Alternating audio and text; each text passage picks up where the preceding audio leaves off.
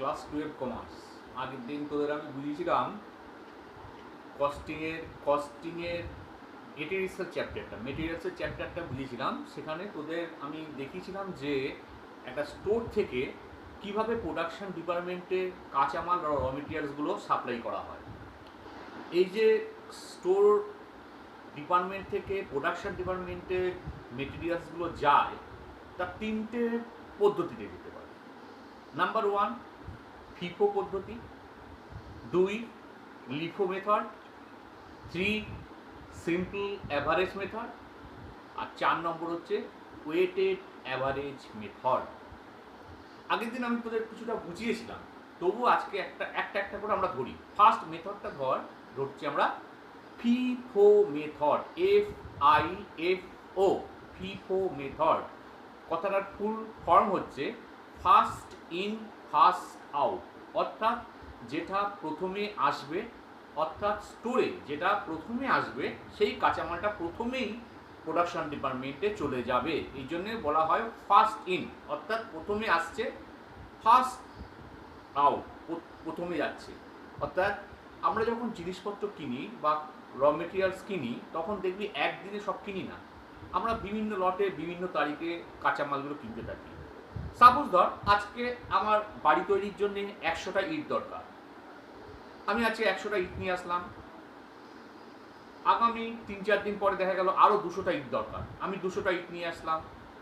আবার দেখা গেল 1 সপ্তাহ পরে আমার 500 ইট দরকার, 500টা ইট নিয়ে আসলাম। এই যে আমি ইটগুলো নিয়ে আসছি বিভিন্ন তারিখে বিভিন্ন দিনে, তার দাম কিন্তু এক থাকছে না, দামের হেরফের করছে, কখনো দামটা বাড়ছে, কখনো দামটা কমছে।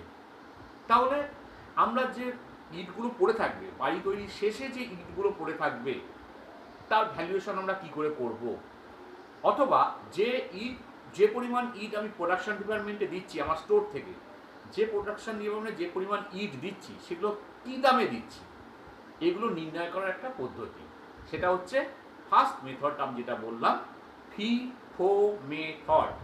সেইভাবে একটা অঙ্ক আমি তোদের দেখাবো, তোরা দেখবি। আগের দিনও একটা করিয়ে আমি দেখেছি, আজকেও একটা করে দেখাবো।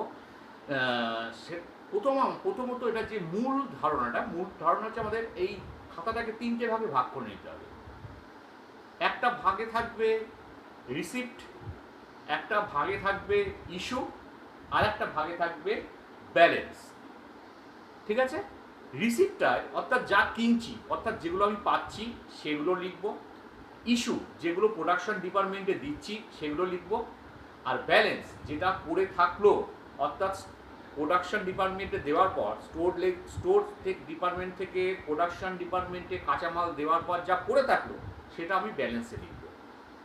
প্রতিটি খোপে, এই প্রতিটি বলতে 3টে খোপের প্রত্যেকটিতে 3টে কলম থাকবে। কি কি? Quantity, rate, amount. সেকেন্ডটারও তাই থাকবে, কোয়ান্টিটি, রেট, অ্যামাউন্ট। কোয়ান্টিটিতে কত, একটা উদাহরণ দিই। কোয়ান্টিটিতে কীভাবে থাকবে, ভাব আমার 500টা ইট কিনেছি, 500টা ইট কিনেছি, তাহলে কোয়ান্টিটি থাকবে 500। প্রতিটা ইটের রেট কত ধরলাম 5 টাকা করে, তাহলে 5। তাহলে আমি টোটাল কত টাকার ইট কিনেছি, 500 × 5 2500, এইরকমভাবে থাকবে। ঠিক আছে? আমি তোদের একটা অঙ্ক আমি করেছি অলরেডি, করে তোদের আমি বোঝাবার চেষ্টা করছি, ভালো করে বুঝবি। যদি অসুবিধা হয় ফোন করে আমি জেনে নিবি। যেমন ধর এখানে একটা অঙ্ক আমি করেছি, প্রতিটা অঙ্ক আমি লাল কালি দিয়ে দেখিয়ে দিচ্ছি, ভালো করে খেয়াল কর।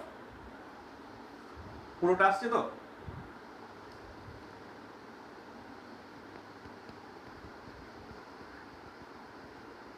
পুরোটা আসছে। দেখ আমরা খাতাটা, এই যে পুরো বোর্ডটাকে 3টে ভাগে ভাগ করেছি লাল কালি দিয়ে। একটা ভাগ রিসিপ্ট, আর একটা ভাগ ইস্যু, আর একটা ভাগ ব্যালেন্স। ঠিক আছে? রিসিপ্টে দেখ 3টে ভাগ, কোয়ান্টিটি, রেট, অ্যামাউন্ট। ইস্যুতে 3টে ভাগ, কোয়ান্টিটি, রেট, অ্যামাউন্ট। ব্যালেন্সেও ঠিক 3টে ভাগ, কোয়ান্টিটি, রেট, অ্যামাউন্ট। ঠিক আছে? এইবারে ধর আমার 1 তারিখে 13 সালের 1 তারিখ, 1ই ডিসেম্বর, 1 ডিসেম্বর আমার 2000 ইউনিট কাঁচা মাল লেগেছিল, র মেটেরিয়ালস ছিল 2000 ইউনিট কাঁচা মেটেরিয়ালস লেগেছিল। সেটার দাম, প্রতিটার দাম 5 টাকা করে। ঠিক আছে? তাহলে আমি কত টাকার মেটেরিয়ালস কিনেছিলাম? 10,000। কোনো ইস্যু করিনি, ইস্যুর ঘরে ড্যাশ দিয়ে চলে গেলাম। তাহলে আমার এখন ব্যালেন্স কত পড়ে থাকলো, স্টোরে কত কত ইট পড়ে থাকলো বা কত ইউনিট কাঁচামাল পড়ে থাকলো, ওই একই অর্থাৎ 2000 ইউনিট কাঁচামাল পড়ে থাকলো, 5 টাকা করে 10,000। ঠিক আছে, নেক্সট আর একটা ডেট ধর 8 তারিখ। 8 তারিখে আরও 1000 ইউনিট কিনলাম, আরও 1000 ইউনিট বা ইট যেটা ধরিস তোরা, যা ইচ্ছা ধরতে পারিস, 1000 ইউনিট কাঁচামাল কিনলাম 6 টাকা দরে। তাহলে 1000 ইউনিট কাঁচামাল কিনছি 6 টাকা দরে, তাহলে কত টাকার মাল কিনলাম কাঁচামাল? 6000। কোনো ইস্যু করিনি ইস্যুর জায়গায়, অর্থাৎ স্টোর ডিপার্টমেন্ট থেকে প্রোডাকশন ডিপার্টমেন্টে কিচ্ছু যায়নি, তাহলে আমি এগুলোতে ড্যাশ দিয়ে দিলাম। তাহলে আমার এখন স্টোরে কত কাঁচামাল থাকছে, কত ইউনিট কাঁচামাল থাকছে? আগের 2000 প্লাস এখন 1000 কিনলাম, 3000 ইউনিট থাকছে। সেটা ভ্যালুয়েশন কীরকম করেছি দেখ, আগের 2000 লিখেছি আর এখনের 1000 লিখেছি, দুটোর কিন্তু রেট আলাদা। এই 2000 কিনেছি 5 টাকা করে 10,000, আর এই 1000 কিনেছি 6 টাকা করে 6000। তাহলে টোটাল মাল আছে আমার এখন স্টোরে 16,000 টাকা। বোঝা গেল? নেক্সট এইটা এবারে ভালো করে বোঝ। নেক্সট 15 তারিখ। 15 তারিখে কিছু কিনিনি, সেদিকে ইস্যু করেছি। কত ইট ইস্যু করেছি? 2500 ইট ইস্যু করেছি, 2500 ইট ইস্যু করেছি। কি মেথডে করছি? ফিফো মেথড, অর্থাৎ যে লটটা প্রথমে আসছে সেইটা আগে দেব, পরে যে লটটা আসছে সেটা পরে দেব। তাহলে এবার ফিফো মেথডে আমার দরকার 2500। এবারে এখানে দেখ, এখানে তোর কম্পোনেন্টটা দেখ কীভাবে, আগের 2000, এখন প্রথম এনেছিলাম 2000, এখনের 1000, 3000 হয়েছিল, অর্থাৎ আমি প্রথম এসেছিল কত? 2000, তাহলে আমার 2500 দরকার। তাহলে আমি 2000 পুরো এই 2000টা, এই পুরো 2000 নিয়ে নিলাম এইখানে। আর কত দরকার? 500 দরকার, এইখান থেকে আমি 500 নিলাম, এইটা থেকে আমি 500 নিলাম। ঠিক আছে, এবারে দেখ সুবিধা, 2000 ইউনিটের দাম কত? 5 টাকা। 2000 ইউনিটের দাম এখানে 5 টাকা লিখেছি, এখান থেকে আমি 500 নিয়েছি, তার দাম কত? 6 টাকা করে, 6 টাকা লিখেছি। তাহলে এটা গুণ কর, এটা কত টাকা দাম? 2000 ইন্টু 5 10,000, 500 ইন্টু 6 3000, অর্থাৎ টোটাল ইস্যু করলাম 13,000 টাকার ইট বা 13,000 টাকার কাঁচামাল আমি ইস্যু করে দিলাম স্টোর ডিপার্টমেন্টে, সরি প্রোডাকশন ডিপার্টমেন্টে। তাহলে আমার পড়ে থাকলো কত? ছিল 3000, চলে গেল 2500, পড়ে থাকলো কত? 500 ইট। তার ভ্যালু কত? এইটা পড়ে আছে, এই মালটা পড়ে আছে, তাহলে 6 টাকা করে লিখলাম, 6, ক্লোজিং ব্যালেন্স 3000 টাকা হয়ে গেল। ঠিক আছে, আবার দেখ 22 তারিখ। 22 তারিখে আবার 2000 কিনেছি 6.5 টাকা করে, আবার 2000 ইউনিট কাঁচামাল কিনেছি 6.5 টাকা করে। তাহলে 2000 ইন্টু 6.5 কত হচ্ছে? 13,000 টাকার ইট কিনেছি বা কাঁচামাল কিনেছি। তাহলে ইস্যু কিছু নেই, ইস্যুতে ড্যাশ দিয়ে দিলাম। তাহলে এখন আমার স্টোরে কত মাল থাকলো? আগের 500 প্লাস এখনের 2000, অর্থাৎ 2500। ব্রেকআপটা এখানে আমি দেখিয়ে দিচ্ছি, ব্রেকআপটা 500 6 টাকা করে, 500 6 টাকা করে, আর 2000 6 টাকা 50 করে, 2000 6 টাকা 50 করে, 500 ইন্টু 6 করেছি 3000, 2000 ইন্টু 6 টাকা 50 করেছি 13,000। মোট আমার এখন স্টকে আছে 16,000 টাকার মেটেরিয়ালস। ঠিক আছে, এইবারে আবার দেখ 30 তারিখে ইস্যু করছি, 30 তারিখে কোনো রিসিপ্ট নেই, ইস্যু করছি 2200 ইট। যেহেতু এটা ফিপু মেথড, তাহলে এই যে ব্রেকআপটা করেছি, এইখানে ফার্স্ট পোর্শনটা কোনটা? এইটা ফার্স্ট পোর্শন, এইটা থেকে আমি পুরো 500ই নিয়ে নেবো। দেখ এখান থেকে আমি পুরো 500 নিয়ে নিয়েছি, তার রেট 6 টাকা, বাদ বাকি 1700 আমি এইখান থেকে নিয়েছি, 1700, 300 পড়ে থাকছে, এটা 300 পড়ে থাকছে, 1700 নিয়ে নিলাম। ভ্যালু কত? 6.5 টাকা করে, 6.5 টাকা করে গুণ করে বসালাম। 500 ইন্টু 6 3000, আর 1700 ইন্টু 6.5 11,050, দুটো যোগ করে দাঁড়াচ্ছে 14,050 টাকা। আমার কাঁচামাল ইস্যু করা হয়ে গেল। তাহলে থাকলো কত? 2500 থেকে 2200 চলে গেল, থাকলো আমার 300, এর ভ্যালু কত? 6.5 টাকা করে।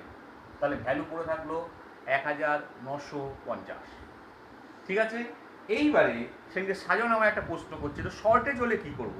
শর্টেজ ব্যাপারটা কি জানিস তো? শর্টেজ হলো কি, প্রোডাকশন ডিপার্টমেন্টে আমার ধর রিকোয়ারমেন্ট আছে 2500 ইট, আমার বাড়িটার একটা পাঁচিল গাঁথতে 2500 ইট দরকার, আমি পাঠিয়েছি 2400 ইট, তাহলে কি আরও 100 ইট পড়তে হবে? তাহলে কি হলো? শর্টেজ হলো। প্রোডাকশন ডিপার্টমেন্টে গিয়ে ইটের কমতি হলো, অর্থাৎ আরও ইট চেয়ে পাঠাবে, শর্টেজ মানে হচ্ছে আমার নতুন করে ইস্যু করতে হবে, বোঝা গেছে তো? নতুন করে ইস্যু করতে হবে। শর্টেজ কথাটার মানেই হচ্ছে আমি যে পরিমাণ ইট পাঠিয়েছি সেটা সাফিসিয়েন্ট নয়, অর্থাৎ প্রোডাকশনের জন্য আরও কিছু দরকার। এই যে আরও কিছু দরকার, যে পরিমাণ দরকার, এই যে বিয়োগফল, এটাকে বলা হয় শর্টেজ।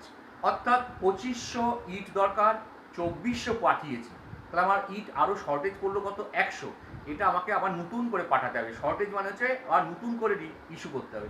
আমি আবার দেখ এখানে দিয়েছি শর্টেজ করে কথাটা লিখে দিয়েছি যাতে বুঝতে পারি। শর্টেজ হয়েছে 100 ইউনিট, তাহলে 100 ইউনিট পাঠাবো। লাস্ট দর কি ছিল? লাস্ট ইস্যুর দরটা ধরতে হবে। লাস্ট ইস্যুর দরটা দেখ কত টাকা? 6.5 টাকা করে। তাহলে আমি 6.5 টাকা করে দিলাম। তাহলে 100 ইন্টু 6.5 করলে 650। 300 ইট ছিল, 100 ইট চলে গেল আরও, পড়ে থাকলো 200 ইট। ভ্যালুয়েশন এই 6.5 করে। তাহলে আমার এখন স্টোরে মাসের শেষে, সপ্তাহের শেষে, যাই ধরিস না কেন, পড়ে থাকলো 1300 টাকার মেটেরিয়ালস। এই হচ্ছে অঙ্কটা। এটা হচ্ছে ফিপো মেথডে। এটা পরীক্ষায় তোদের সাধারণত ফিপো বা লিফোর মধ্যে দেয়, তবু আমাদের 4টে মেথড শিখতে হবে। এটা আমি আর একবার বুঝিয়ে দিই, ঠিক আছে? প্রথম দেখ, প্রথম 2000 ইউনিট কিনেছি, 2000 ইউনিট 5 টাকা করে 10,000। তাহলে আমার স্টোরে পড়ে থাকলো 2000 ইন্টু 5 10,000, কোনো সমস্যা নেই। পরে কিনলাম আমি আরও 1000 ইট 6 টাকা করে, তাহলে ভ্যালুয়েশন দাঁড়ালো কত? 1000 ইন্টু 6 6000। আমার এখন স্ট্রেন্থ কত, অর্থাৎ স্টোরে মাল কতটা আছে, কত ইউনিট আছে না 2000 প্লাস নতুন কেনা 1000, 3000। এই 3000-এর ব্রেকআপ কীরকম, অর্থাৎ কীভাবে 3000 আছে? আগের 2000 5 টাকা করে, আগের 2000 5 টাকা করে, আর এখানের 1000 6 টাকা করে, গুণ করে বসিয়ে টোটাল 16,000। যেটা আমাদের মাথায় রাখতে হবে, ইস্যু করার সময় আমাদের একটুখানি খাটনি হবে, ইস্যুর সময় একটু মাথাটা খাটাতে হবে। এই দেখ, যেমন এখানে আমি ইস্যু করছি, 15 তারিখে ইস্যু করছি 2500 ইউনিট, ঠিক আছে? যেহেতু এটা ফিফো মেথডে করছি, তাহলে ফার্স্ট লটটাকে পুরো নিয়ে নেবো আগে যতটা পারবো। তাহলে আমি এখানে 2500 ইউনিট দরকার। আমার ফার্স্ট লটের মাল কত টাকা আছে? 2000 আছে, তাহলে পুরো 2000 নিয়ে নিচ্ছি, পুরো 2000 নিয়ে নিচ্ছি। রেট কত? 5 টাকা করে, তাহলে রেট 5 টাকা করে 10,000। পড়ে থাকলো কত? 2500-এর জন্য 2000 পেয়ে গেলাম, আর 500 আমার দরকার। তাহলে এই যে 1000 আছে, এর থেকে 500 নিয়ে নিলাম। রেট কত? 6 টাকা, গুণ করে এখানে বসালাম। তাহলে আমার কত হলো? টোটাল আমি ইস্যু করলাম 13,000 টাকার। তাহলে এই 1000 থেকে আমি লাস্ট 1000 থেকে আমি নিয়েছি কত? 500, পড়ে থাকবে কত? আরও 500। এটার ভ্যালু কত হবে? এই 6 টাকা, 13,000, ঠিক আছে? পরবর্তী ডেটে আরও 2000 ইট কিনলাম 6.5 টাকা করে। ভ্যালুয়েশন দাঁড়ালো কত? 2000 ইন্টু 6.5 13,000। স্টোরের ব্যালেন্স কত, অর্থাৎ ক্যাপাসিটি কত, কত ইট থাকলো বা কত ইউনিট মেটেরিয়ালস থাকলো? আগের 500 প্লাস এখনের 2000, 2500। What is the breakup? ব্রেকআপটা কীরকম, কী করে করেছি দেখ। আগের 500 6 টাকা করে, এখনের 2000 6.5 টাকা করে, গুণ করে এখানে বসিয়েছি, 16,000 এসছে। এইবারে আবার গিয়ে আমি 20 তারিখে ইস্যু করেছি। কত ইস্যু করেছি? 2200। তাহলে কিভাবে 2200 নেব? প্রথম লটের মাল কি পড়ে আছে দেখ, প্রথম লটের 500 পড়ে আছে, তাহলে এটা পুরো নিয়ে নিচ্ছি 500। ভ্যালু কত টাকা করে? 6 টাকা করে। তাহলে আর কত? 1700 পড়ে থাকে। 2200 দরকার, 500 পেয়ে গেছি, আরও 1700 দরকার। তাহলে এই যে 2000 রয়েছে, এর থেকে 1700 নিয়ে নিলাম। এটার ভ্যালু 6.5 টাকা করে করলাম, গুণ করলাম, বসিয়ে দিলাম। তাহলে এইখান থেকে 2000 থেকে 1700 নিয়ে নিলে 300 পড়ে থাকে, তার ভ্যালু এই 6 টাকাটা, 6 টাকা 50 চলে এলো।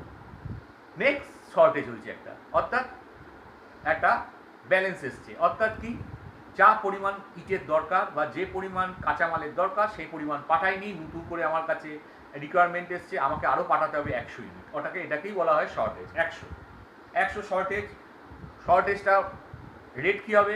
রেট হবে লাস্ট ইস্যু যেটা করেছি, লাস্ট ইস্যু যে রেটে করেছি সেই রেটে হবে। অর্থাৎ এখানে 6.5 টাকা করেছি লাস্ট, তাহলে আমি 6.5 টাকা করে করবো। 6.5 টাকা করে 650। 300 ইউনিট ব্যালেন্স পড়েছিল, তার থেকে শর্টেজ হিসাবে আরও 100 ইস্যু করে দিলাম। 200 ইউনিট পড়ে থাকলো, 6.5 টাকা করে 1300। দেখ তলায় আমি এখানে শর্টেজ লিখে দিয়েছি, এই 100 হচ্ছে শর্টেজ। এটা হচ্ছে ফিফো মেথড। ভালো করে পিকচারটা দেখ, ভালো করে পিকচারটা দেখ। এই হলো ব্যাপারটা, কোনো অসুবিধা নেই। এর পরের দিন আমি লিফো মেথডটা দেখিয়ে দেবো। ফিফো মেথড একই অঙ্ক করাবো, শুধু মেথডটা চেঞ্জ করে দেবো। এক অঙ্ক থাকবে খাতায়, ইয়েটা চেঞ্জ করে দেবো। দেখ, ঠিক আছে, এই হলো ব্যাপার। তো ঠিক আছে, রাখলাম আজকে।